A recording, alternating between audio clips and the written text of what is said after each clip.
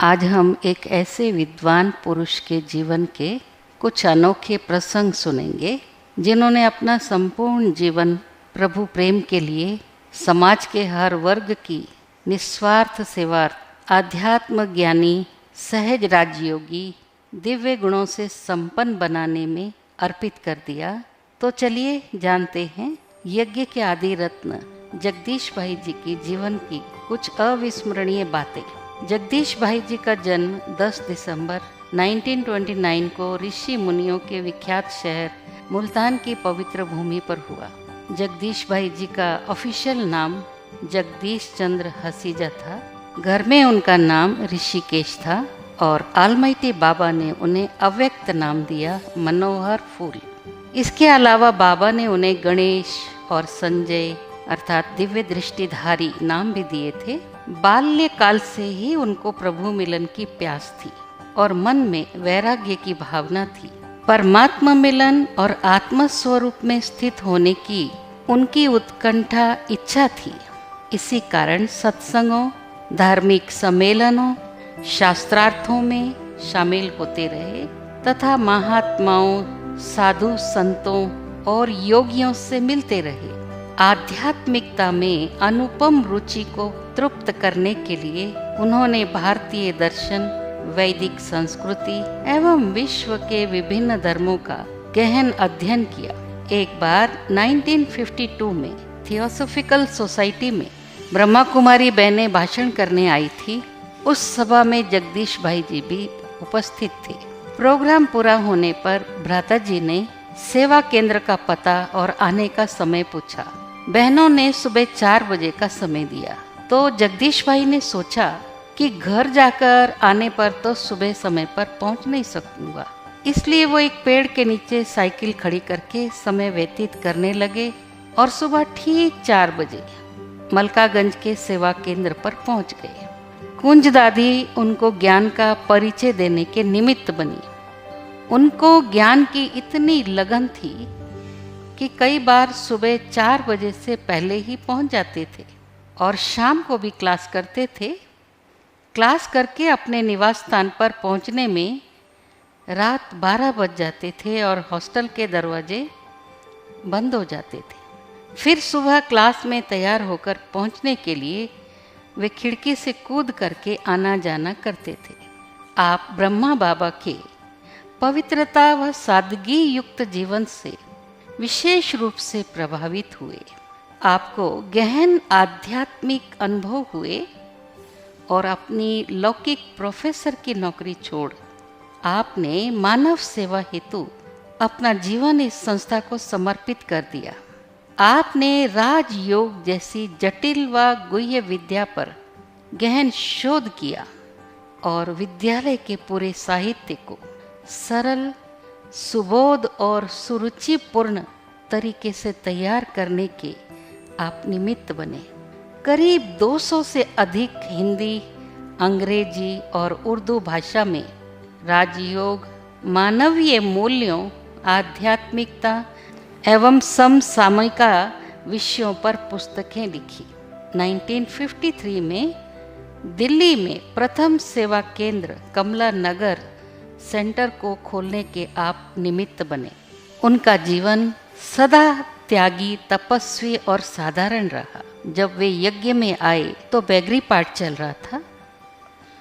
उन्होंने अपने प्रति कभी भी कोई सुविधा नहीं ली। कमला नगर सेंटर पर उनके कमरे में एक ही खटिया थी। उसी पर खाना, लिखना, सोना आदि सब कार्य करते थे। वे सिंध, हैदराबाद से आए पुराने कपड़ों से ही अपना काम चला लेते थे। उनके बातचीत का तरीका ऐसा था कि किसी से भी वे अपना काम बनवा लेते थे। दृढ़ता और युक्ति से वे अपना हर कार्य कर लेते थे।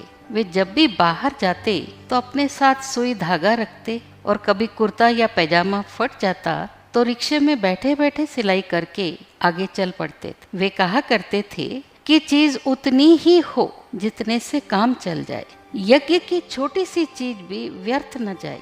कई बार बहनें 2 आना देकर भाई साहब को कुछ खरीदारी तथा पर्चे छपवाने के लिए भेज देती थी तो किराया बचाने के लक्ष्य से वे पैदल आते जाते और किसी को ज्ञान सुनाकर, किसी को स्नेहपूर्वक कहकर 2 आने भी बचा कर लाते थे। वे समय को बहुत महत्व देते थे और समय के पाबंद भी थे। कहते थे गया हुआ समय कभी हाथ में नहीं आता है, वो भी संगम का समय। एक बार खो दिया तो कल्प कल्प खोना पड़ेगा। वे सब कुछ व्यवस्थित रखते थे और सदा ध्यान रखते थे कि घर में जो भी आए उसे ऐसा लगे कि उनका सम्मान हुआ। कभी कोई उनसे मिलने आते तो अपने सारे काम रोक कर आने वालों के लिए टोली पानी का पूरा प्रबंध करके समय से पूर्व तैयार होकर बैठ जाते। इस पर चक्रधारी दीदी, जो जगदीश भाई जी के साथ लगभग 40 वर्ष रही, वे बताती हैं कभी किसी मीटिंग में जाना होता तो वे समय से पहले ही पहुंच जाते थे और कहते थे कि दूसरों के कारण आप अपने संस्कारों को खराब मत करो। उनका काम हमेशा एक्यूरेट होता, कैसी भी परिस्थिति हो या तबीयत हो, लेकिन उनकी दिनचर्या नहीं बदलती थी। वे बेहद सेवा में सदा अथक रहे। ये उन दिनों की बात है जब उनकी तबीयत अच्छी नहीं थी और प्रगति मैदान दिल्ली में मेला करना था। उस समय ब्रह्मा कुमारियों को केवल 8 स्टॉल की ही स्वीकृति मिली थी, लेकिन तबीयत ठीक ना होते भी उन्होंने अथक होकर कार्य किया। नम्रता पूर्वक निवेदन करके 15 स्टॉल की स्वीकृति ली। स्वीकृति मिलने के उपरांत भी खाना पानी आराम की परवाह किए बिना खड़े होकर पूरा कार्य करवाया। कई कार्यों में भाग दौड़ और विघ्न भी बहुत आते थे, पर वे सब कुछ सहन कर उस कार्य को तो पूरा करके ही छोड़ते थे। वे व्यवहार कुशलता में नंबर 1 थे। उनमें पारिवारिक भावना बहुत थी। किसी विद्यार्थी के बीमार होने पर वे स्वयं बहनों के साथ उनको देखने जाते। क्लास में आने वालों का उमंग उत्साह बढ़ाना, उन्हें अलौकिक पालना देना, स्नेह सम्मान देना, इसका पूरा ख्याल रखते थे। जब कोई भाई बहन मधुबन या बाहर से वापस आते तो उनके स्वागत के लिए फूल मंगवा कर रखते थे। बहनों की बहुत प्यार से प्रशंसा कर रिगार्ड दे उनमें उमंग उत्साह भर देते थे। सेवा केंद्र के वातावरण को दिव्य बनाए रखने पर बहुत ध्यान देते थे। वे कहा करते थे व्यवहार कुशलता के साथ हमारी आंतरिक स्थिति नष्टो मोहा बनी रहे। वे सदा बहनों को देवियों के रूप में देखते थे, इसलिए बहनों को सदा आगे रखते थे। कभी कोई चीज, भोजन या सुविधा, कार आदि अपने प्रति स्वीकार नहीं करते थे। पहले सदा बहनों को देते, फिर स्वयं स्वीकार करते। भाई साहब बहनों और माताओं को भाषण लिखना, बोलना आदि भी सिखाते। वे समझाते थे कि ज्ञान देते समय कभी किसी के प्रभाव में नहीं आना कि फलाना व्यक्ति इतनी बड़ी पोस्ट पर है, और ना ही कभी किसी के प्रति नफरत की भावना रखना। जगदीश भाई गंभीर होने के साथ रमणीक भी बहुत, लेकिन रमणीकता में अलौकिकता को कभी नहीं भूलते थे। एक बार विदेश सेवा के दौरान न्यूयॉर्क रमेश भाई जी के साथ स्थूल सेवा जैसे कि कमरे की सफाई, बर्तन, कपड़े आदि धोने का पार्ट भी उन्होंने हंसते गाते बजाया। उनकी बुद्धि तो बहुत तीक्ष्ण थी। भाषण लिखवाते समय यदि बीच में कोई फोन आ जाता तो बात पूरी कर फिर से जहां छोड़ा था वहीं से आगे लिखवाना शुरू कर देते थे। कभी ये नहीं पूछते थे कि पहले क्या लिखवाया बताओ। उनकी बुद्धि में ज्ञान इतना स्पष्ट और भरपूर था कि किसी भी पॉइंट पर कभी भी वे सहजता से चर्चा कर लेते थे। कोई भी गणितज्ञ, जीव शास्त्र, मनोवैज्ञानिक हो या किसी भी विषय की जानकारी रखने वाला हो, उनको ज्ञान से, सरलता से प्रभावित कर लेते थे। ऐसा लगता था कि उन्होंने हर विषय का अति गहराई से अध्ययन किया हुआ है। वे ज्ञान की गुह्य बातों को बहुत स्पष्ट और सरल रूप से समझाते थे। वे बहुत ही दूरंदेशी थे। भाई साहब की बुद्धि इतनी तेज थी कि आने वाले किसी को पहले से जान जाते थे।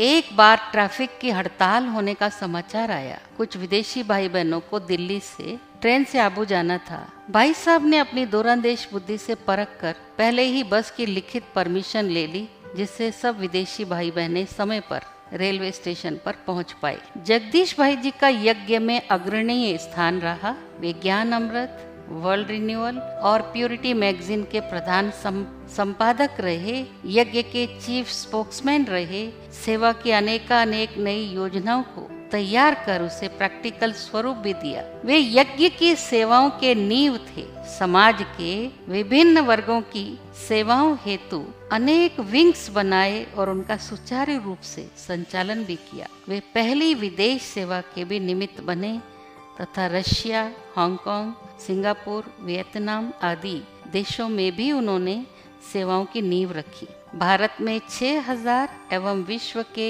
60 देशों के 300 सेवा केंद्रों की स्थापना एवं प्रगति में उनका विशेष योगदान रहा। जगदीश भाई जी ने अपनी 62 वर्ष माना 62 ईयर की आयु में ही कह दिया था कि उनका जीवन 72 वर्ष तक ही है और उनका अंत पेट की बीमारी से होगा। जाने के 5 वर्ष पहले से ही उन्होंने अपनी चीजों को समेटना शुरू कर दिया था। उनके 2 ही संकल्प थे, एक मुझे बाबा के पास जाना है और दूसरा हॉस्पिटल में नहीं जाना है। बाबा ने उनके ये दोनों ही संकल्प पूरे किए। बहुत बीमार होने पर भी वे यही कहा करते थे, बाबा मेरा दोस्त है, उसकी गारंटी है वो मुझे दर्द नहीं होने देगा। इतना वो निश्चय बुद्धि थे। कड़े कर्म भोग का पेपर सामने होते भी वे सदा कर्म योगी बनकर सेवाओं में तत्पर रहे। आदरणीय जगदीश भाई साहब ने 12 मई 2001 को रात्रि करीब 8 बजे सुखधाम पांडव भवन में अपना पार्थिव शरीर त्याग कर संपूर्ण स्थिति को प्राप्त किया और एडवांस पार्टी में ईश्वरीय सेवाओं को नई दिशा देने अर्थ स्थान लिया। ब्रह्मा बाप को फॉलो करने में नंबर 1 तथा समस्त ब्राह्मण परिवार के आगे वे एक आदर्श बनकर रहे। ऐसे महान व्यक्तित्व को हमारी स्नेहपूर्ण श्रद्धांजलि समर्पित है। ओम शांति।